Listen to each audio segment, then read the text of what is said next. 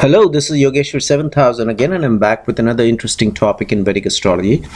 And today we will be talking about what happens when Moon is placed in the zodiac sign of Scorpio. Not as a transit, we're not talking about transits or gochara as it's called in Sanskrit, but what happens when Moon is placed in the zodiac sign of Scorpio at the time of your birth. Okay, so today we'll be talking about that and what the ancient scriptures have been mentioning. And by the way, I keep repeating myself that all my videos are a direct reference to the ancient scriptures. It's not a figment of imagination of any modern day astrologer. So what do the scriptures say about Moon being in Scorpio at the time of your birth? So first of all, let me tell you, when Moon is in Scorpio, it gets debilitated, okay, which is Nicha as it's called in Sanskrit, and which means that Moon is not very happy there, okay. So obviously when the planet is not happy in a zodiac sign, then it is not going to give you good results. So that's a taken. That's the fundamental basic thing we have to understand. Now it may not be completely debilitated because it reaches its complete or deepest exaltation point at 3 degrees. So between 0 degrees and 3 degrees of Scorpio, the planet Moon gets debilitated, and as it moves more towards the 3-degree point, and when it reaches the 3 degree, it's at its deepest debilitation point. Okay, it's debilitated, not exalted. So and that's when it gives starts to get the worst results. Okay, and what does Moon signify? Moon signifies the mind, mother, your nourishment. All these factors do get affected adversely when Moon is debilitated in Scorpio, especially at its deep debilitation point, which is 3 degrees. Okay, so that's one basic thing. And beyond 3 degrees, as you go, when it crosses 3 degrees, so between 3 degrees of Scorpio and 30 degrees of Scorpio, the next 27 degrees again is not all that great. Okay, it may not be technically debilitated, but it gives the effect of debilitation, definitely.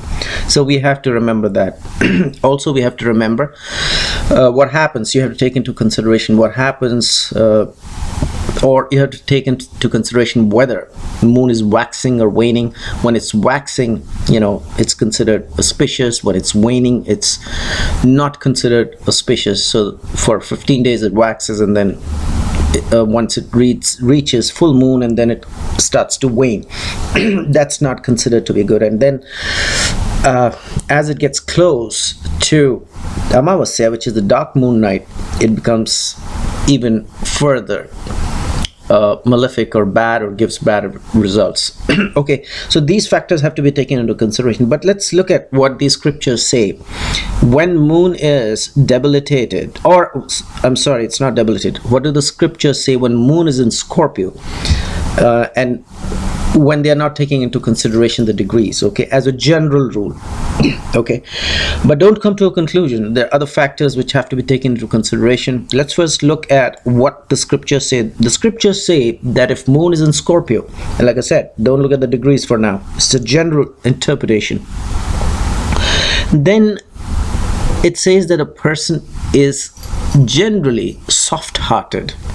Okay, now you're going to ask me, well, if Moon is debilitated, not debilitated, once again, if Moon is in Scorpio,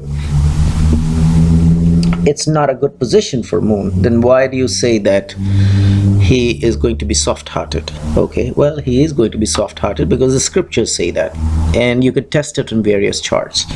Okay, he's going to be very valiant. Okay, he'll have valor. Okay, so that's another thing which has been mentioned in the ancient scriptures about Moon being in Scorpio. Okay, he will have affectionate eyes. So people with Moon being in Scorpio will have affectionate eyes. Okay, and one of the negative things which has been mentioned here is that he will be fond of other people's wives. So that's one negative thing which comes with moon all the time. And moon has a problem with this issue. And if you go back to the Puranas, he got involved with his own guru, which is the planet Jupiter's wife. Okay, so much so that and the wife's name is Tara, that she started living. She left her husband and she started living.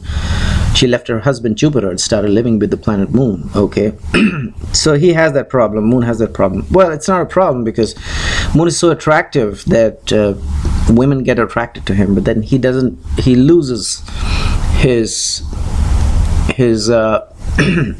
view on what's ethical and what's not ethical.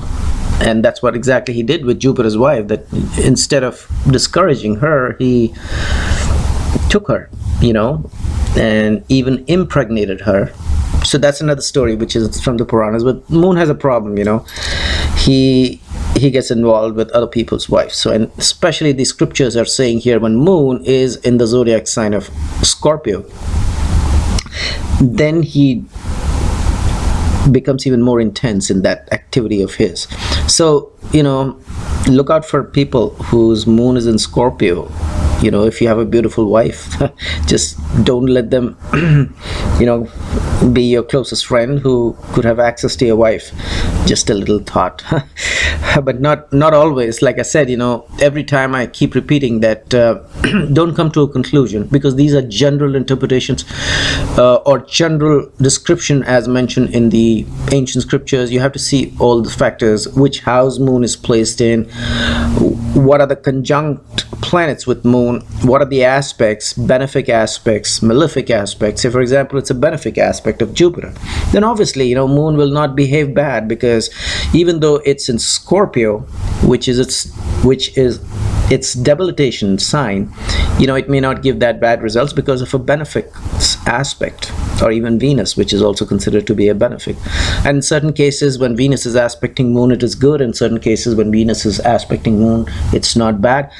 That is based on what Rashi it is, what Lagna or ascendant it is. So the chart, like I always keep saying, is to be studied in totality. These are general descriptions which have been mentioned in the ancient scriptures. So like I said, he'll have that problem with other people's wives. He'll be very sweet in his speech generally. Okay, people whose moon is in Scorpio. Okay, we're not talking about debilitation points in this video, by the way. Once again, I just started this video by telling you when moon is in Scorpio it gets debilitated and until what degrees, but we are not talking about that. We are just talking about in general what are the effects of moon in the zodiac sign of Scorpio. Okay. And he'll be very self-respecting person. He's going to respect himself, and sometimes to the point of more than what he should. So that's kind of a negative as well. But yes, he'll be very sweet. He'll have a very sweet speech, and this way he can impress other people.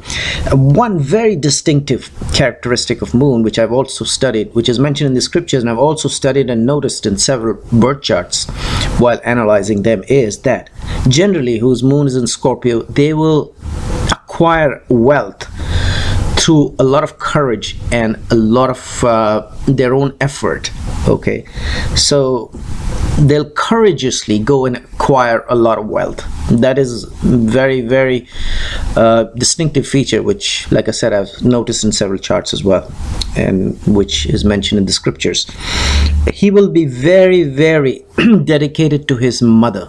That's another characteristic where you'll find people with their moon in the zodiac sign of Cancer. And one thing I can feel why it may have been like this is because when moon is in Scorpio, it's not happy, so it's always looking for that nourishment, that support, that motherly support, that motherly love. So obviously he'll be close to the mother and try to please her and keep her happy, so that he keeps getting that nourishment from the mother. Although moon in Scorpio means he's always deprived of that love and affection and nourishment from the mother. In general terms, once again, look at the whole chart. So obviously he'll be attracted more towards the mother, and then he'll become more loyal, or close to the mother, devoted to the mother, that's a better word. Okay. And also he has a passion for poetry. Now, very interestingly, we saw that people whose moon is in Taurus, which is its exaltation sign, also have a passion for poetry, and they do pretty well. But here also we see that moon in Scorpio has a passion for poetry. Now, there's slight difference here. Here he'll have a passion for poetry because he needs to soothe his mind, as compared to somebody whose moon is in Taurus, where his mind is so strong that he'll come out with with strong, beautiful poetry. So there's a slight difference here. Here he'll be kind of longing for that poetry, and he'll get some kind of a solace or happiness when he listens to poetry or does poetry, because moon is not happy, obviously, in Scorpio. So he's looking for that. And similar thing applies to music and other areas of arts, any kind of arts. So he'll always be looking to soothe his mind through music, through poetry, and also through other forms of arts. Okay, so this is what has been mentioned in the ancient scriptures about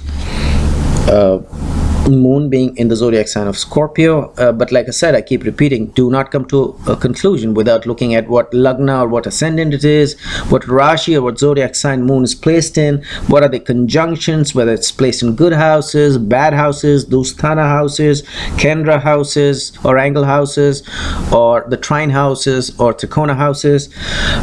What are the aspects? All these factors have to be taken into consideration before coming to what degrees it is in, what other strengths it is, whether it's digbali, whether it's strong and shadow. All these things have to be taken into consideration before coming to a conclusion. But this is a general interpretation of when moon is placed in the zodiac sign of Scorpio at the time of your birth. So hopefully you did enjoy this video, and in the meanwhile, I will recommend subscribe to my channel and check out my website. There is a link below, and I will see you with an interesting topic in Vedic astrology very soon. Goodbye.